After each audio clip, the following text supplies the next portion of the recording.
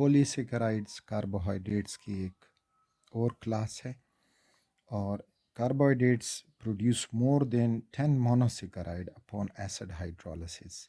तो वो कार्बोहाइड्रेट्स कहलाते हैं पॉलीसेकेराइड्स, यानी 10 से ज़्यादा मोनोसेकेराइड ये प्रोड्यूस करेंगे। इनमें जो अगर हम इनको फिज़िकली देखेंगे सो दे आर एमॉर्फस सॉलिड्स, जिस तरह कपड़ा है, लकड़ी है, ग्लाइकोजन वगैरह, ये स्टार्च है। इनसॉल्युबल इन वाटर, पानी में आलमोस्ट इनसॉल्युबल होते हैं और इनकी कोई टेस्ट नहीं होती। इससे पहले जो ओलिगोसेकेराइड थे और मोनोसेकेराइड थे तो वो स्वीट एंड टेस्ट थे, सॉल्युबल इन वाटर थे और साथ में उनका क्रिस्टलाइन सॉलिड थे, जबकि ये अमॉर्फस सॉलिड हैं। एग्जाम्पल में जो चीदा चीदा एग्जाम्पल हैं पॉलीसेकेराइड की, तो उसमें स्टार्च है, सेलुलोज है और दूसरा ग्लाइकोजन है। ये जो सारे पॉलीसेकेराइड हैं, specially starch, cellulose and glycogen, आगे इनका डिटेल समझेंगे।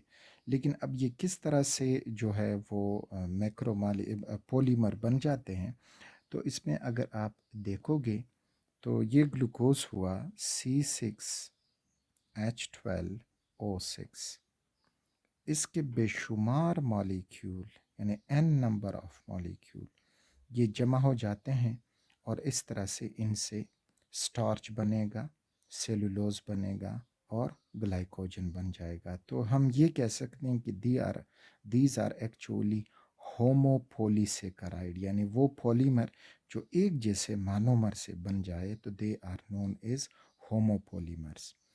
तो स्टार्च, ग्लाइसेलुलोज एंड ग्लाइकोजन। आगे चलते हैं कि इनमें फर्दर स्टार्च क्या है, उसकी कितनी टाइप्स हैं, सेलुलोज में फिर क्या फ़र्क है और इस तरह ग्लाइकोजन में।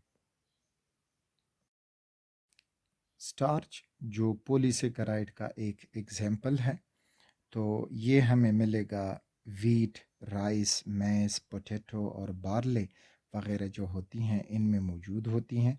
And it is polymer of alpha D glucose.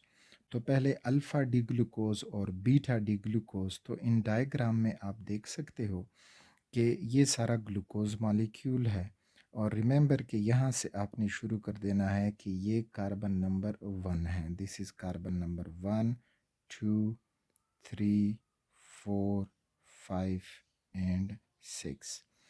Carbon number 1 के डाउन साइड पे OH ग्रुप अटैच्ड हो, that is known as alpha D glucose, D for dextro, यानी ये जो प्लेन पोलराइज लाइट है उसको राइट की तरफ रोटेट करता है, तो इस वजह से डी ग्लूकोज, और जो लेफ़्ट की तरफ रोटेट करेगा तो वो होगा एल ग्लूकोज, तो ये डी ग्लूकोज।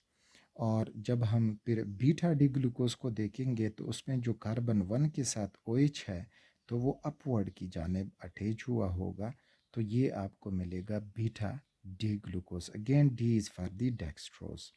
तो जो स्टार्च है तो उसमें अल्फ़ा जो डी ग्लूकोज हैं उनका पॉलीमर है, ये आपस में ग्लाइकोसाइडिक लिंक बना के एक चेन बना लेते हैं।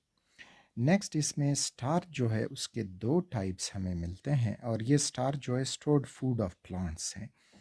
तो स्टार्च के दो टाइप्स, एक है माइलोज और दूसरा जो है एमाइलोपेक्टिन। दोनों में फ़र्क साथ साथ देखते जाएं। एमाइलोज जो है इनसॉल्युबल इन वाटर और ये जो एमाइलोपेक्टिन है it is insoluble in water.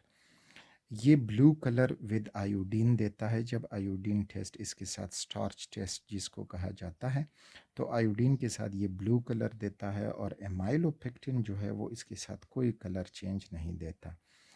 Amylose जो स्टार्च है वो तकरीबन 10 से 20% तक एमाइलोज से बना हुआ होता है और जो स्टार्च है तो वो 80 to 90% उसमें एमाइलोपेक्टिन मौजूद होता है। नेक्स्ट जो अगर हम देखेंगे इनमें फ़र्क है polymer of alpha D glucose, ये भी polymer of alpha D glucose जो ऊपर शुरू में हमने पढ़ा। फ़र्क इनमें ये कि यहाँ पे 1,4 ग्लाइकोसाइडिक लिंकेज बनेगा और यहाँ पे 1,4 एंड 1,6 ग्लाइकोसाइडिक लिंकेज बनेगा, यानी जो एमाइलोपेक्टिन है वो ब्रांच्ड होगा और जो एमाइलोज है तो वो अनब्रांच्ड होगा। तो कैसे इन डायग्राम में आप इसको फर्दर देख सकते हो। यहाँ पे आपको दिखाई दे रहा होगा कि ये अल्फ़ा डी ग्लूकोज है।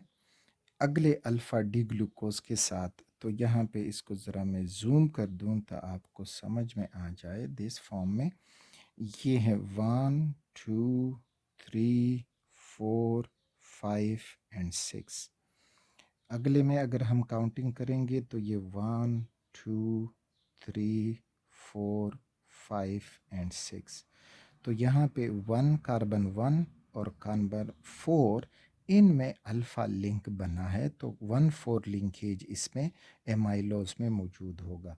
और इसी तरह से आगे जाते जाओगे तो अगेन आपको कार्बन 1 2 3 एंड 4 और फिर 1,4 लिंकेज, इसी तरह इधर से 1,4 लिंकेज इस साइड पे। अब इसका 4 है जो लेफ्ट साइड पे साथ ग्लूकोज होगा पायरिनोस फॉर्म में, रिंग फॉर्म में, तो उसके फर्स्ट कार्बन के साथ ये ग्लाइकोसाइडिक लिंकेज बनेगा।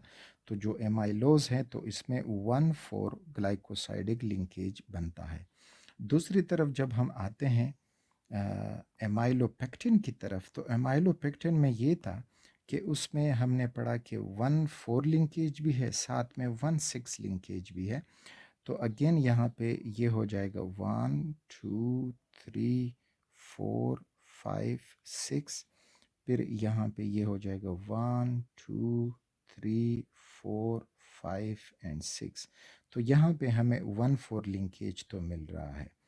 तो ये 1,4 लिंकेज, और फिर यहाँ पे अगर आप देखोगे ये जो ग्लाइकोसाइड लिंकेज है, अब ये 1,6 बना। कैसे 1,6? इसको देखें, 1 2 3 4 5 और ये हुआ 6th कार्बन।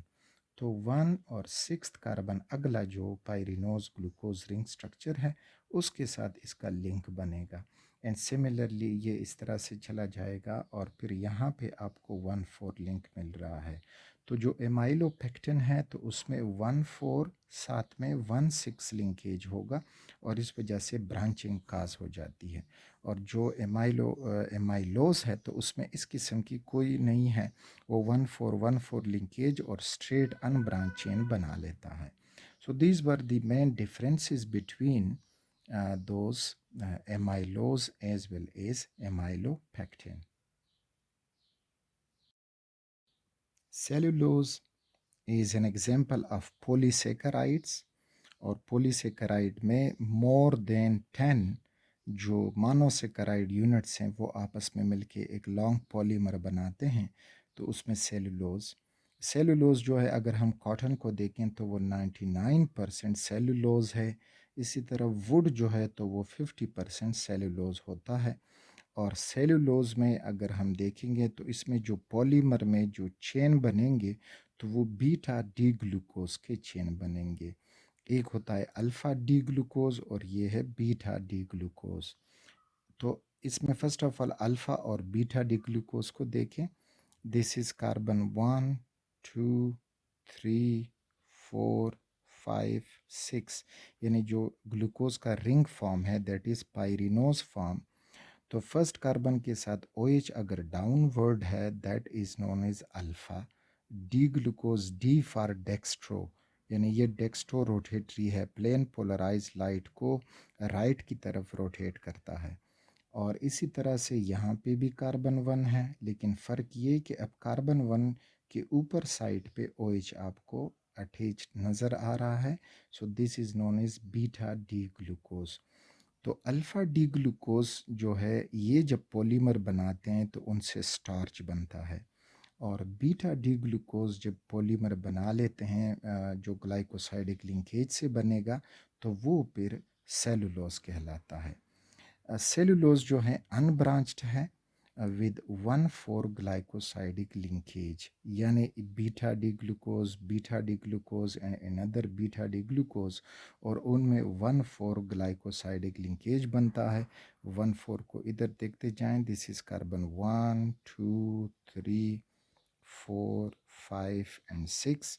इसी तरह से यहाँ से अब आप नंबरिंग शुरू करोगे तो नंबरिंग यहाँ से ये हो जाएगा 1 2 3 4 5 एंड 6। अगेन यहाँ पे जब हम नंबरिंग करेंगे तो ये हो जाएगा 1 2 3 4 5 and 6. So you are getting 1,4 glycosidic bond, और फिर इधर भी 1,4 glycosidic bond, and so on इस साइड पे 1,4 glycosidic bond. So you will get an unbranched polymer with 1,4 glycosidic linkage. So this was about the structure of cellulose. Glycogen polysaccharide का example है. इसको animal starch भी कहते हैं क्योंकि it is the stored food in animals, और stored mainly in liver और muscles में. ब्रांच्ड पॉलीमर है ऑफ अल्फ़ा डी ग्लूकोज, यानी ब्रांच्ड पॉलीमर है अल्फ़ा डी ग्लूकोज का with 1,4 and 1,6 glycosidic linkage. Alpha D glucose और बीटा डी ग्लूकोज को पहले समझते हैं, और फिर आते हैं कि इनमें 1,4 लिंकेज और बाकी 1,6 लिंकेज किस तरह से काज होता है. ओके, यहाँ पे आप देख सकते हो, this is alpha D glucose and this is beta D glucose. Carbon 1, 2, 3, 4, 5, 6. Carbon 1 के साथ OH डाउनवर्ड अटैच्ड हो तो ये alpha D glucose, D for dextro, यानी जो प्लेन पोलराइज लाइट है ये उसको राइट की तरफ रोटेट करता है, तो इस वजह से ये डेक्स्ट्रो. और इधर जो कार्बन 1 है उसके साथ OH अगर अपवर्ड पे हो तो फिर ये कहलाता है बीटा डी ग्लूकोज.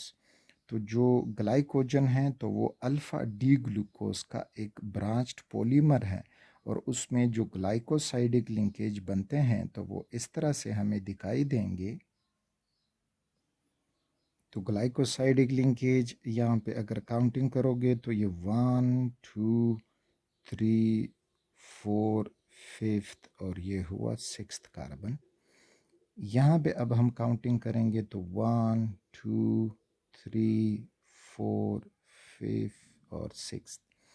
तो कार्बन 1 एक ग्लूकोज यूनिट का और कार्बन 4 दूसरे ग्लूकोज यूनिट का, इनके दरमियान जो ग्लाइकोसाइडिक लिंक बनेगा तो ये 1,4 लिंकेज कहलाता है.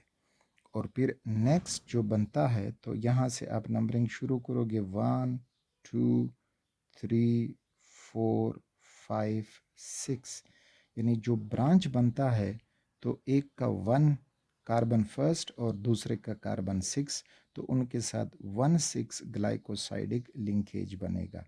तो इस तरह इनमें ब्रांचिंग भी होगी और चेन भी बनता रहेगा. तो ये सारे यूनिट्स जो पॉलीमर बना देते हैं, that polymer is known as glycogen. तो ये उनके लिंकेज आपको याद हो. अल्फ़ा डी ग्लूकोज की बीटा डी ग्लूकोज, तो रिमेंबर अल्फ़ा डी ग्लूकोज से ग्लाइकोजन बनता है.